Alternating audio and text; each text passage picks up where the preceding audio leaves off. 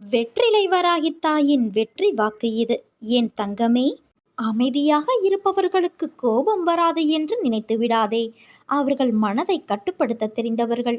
எதற்கும் உணர்ச்சி வசப்படாமல் ஒவ்வொரு விஷயத்தையும் நிதானமாக செயல்படுத்து. உன் வாழ்க்கையில் நிச்சயம் நீ உயர்வாய். ஒரு நாள் போவது ஒரு யுகமாக தெரிகிறது என்று புலம்புகிறாயே. நான் இதுவரை எத்தனை யுகங்களை பார்த்திருக்கின்றேன். எத்தனை பேர் வந்தார்கள் போனார்கள். அவர்களில் பெரும்பாலானோர் இப்படித்தான் உன்னைப் போல புலம்பி தவித்தார்கள். சிலர் மடிந்து போனார்கள், சிலர் எதிர்த்து போராடினார்கள். எல்லாம் முடிந்து அவர்கள் வேறு ஜென்மம் எடுத்து கழித்தார்கள்.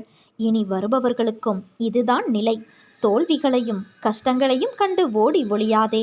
தைரியமாக எதிர்த்து போராடு. இந்த ஜென்ம கடமைகள் அனைத்தையும் இந்த ஜென்மத்திலேயே முடித்துவிடு. அதற்காக எதிர்வரும் கஷ்டங்களை ஏற்று போராட மனதை பக்குவப்படுத்து. முடியாத போதெல்லாம் உன் அன்னையான நான் உன் மனதிற்குள் என் நாமத்தை பதியும் செய்து வைப்பேன்.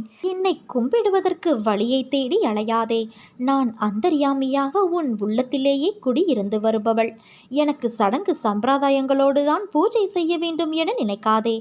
எப்போதும் என்னை நினைத்து கொண்டே இரு. அது போதும். அப்போது என் பலம் உனக்குள் ஊடுருவி உன் கஷ்டங்களை தவிடு பொடியாக்கிவிடும்.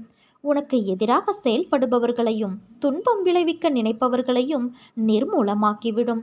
உன் விருப்பங்கள் நிறைவேற பிரார்த்தனை செய்.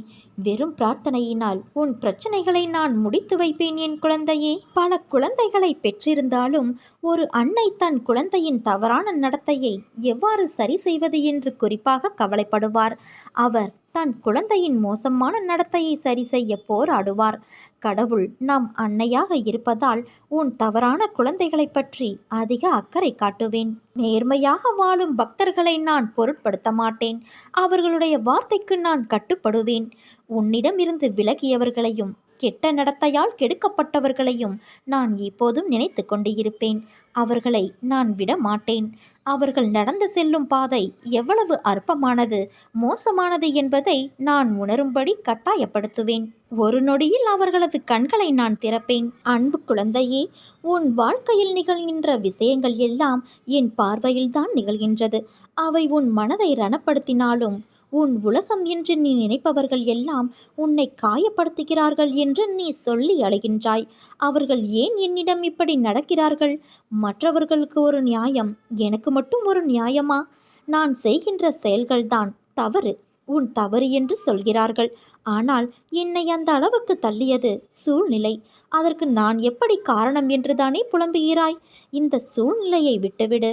நான் உனக்காகத்தான் இருக்கின்றேன். உன் அன்னையான நான் உனக்காகத்தான் இருக்கின்றேன். உன்னை விட்டு நான் விலகுவதும் இல்லை. உன்னை விலகி போகும்படி நான் செய்வதும் இல்லை. உன் அம்மாவாக அப்பாவாக நான் என்றும் உன்னை அரவணைத்து காப்பேன். நீ நம்பிக்கையோடு இரு. நல்லதே நடக்கும்.